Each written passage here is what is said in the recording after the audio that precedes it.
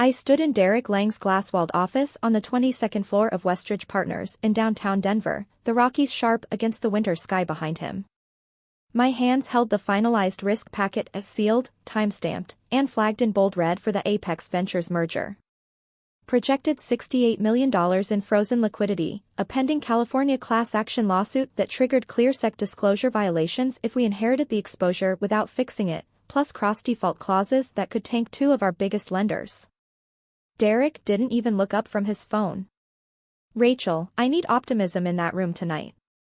You're too negative for the Summit Club dinner." He waved like I was an email he could swipe away. 12 years of quiet, meticulous work, every buried liability I'd traced, every federal compliance gap I'd flagged, reduced to negative. I placed the packet gently on his desk, nodded once, and left. That night I did the only thing left. From my encrypted home drive I forwarded the full file, legal citations, scenario models, even my suggested restructuring through Apex's Clean Colorado logistics arm, to Victor Caldwell, our largest investor. Subject line simple, Phase 2 exposure review, required before closing. Then I powered down my phone and drove the snowy I-70, letting the highway quiet my thoughts. I wasn't there to see the dinner unfold at the Summit Club, but Victor later told me everything. Midway through Derek's big momentum speech, Victor slid my black folder across the white tablecloth.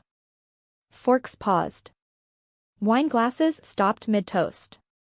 Derek's smile faltered when he saw the SEC warning headers and the exact dollar figures I'd modeled. No yelling, no scene, just cold, professional silence from every investor at the table. 3 days later the board called an emergency meeting.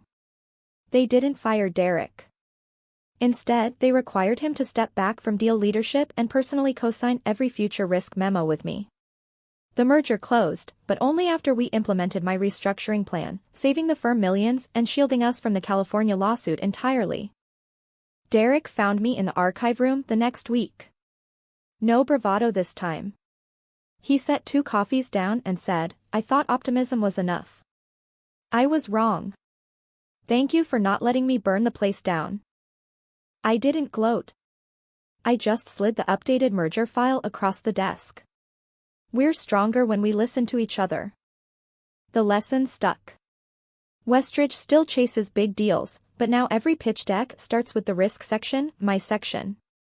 And every quarter, Derek sits across from me at the same table and asks, "What am I missing?" Turns out the bravest move in business isn't shouting louder. It's making sure the truth gets a seat, even when they try to keep you out of the room.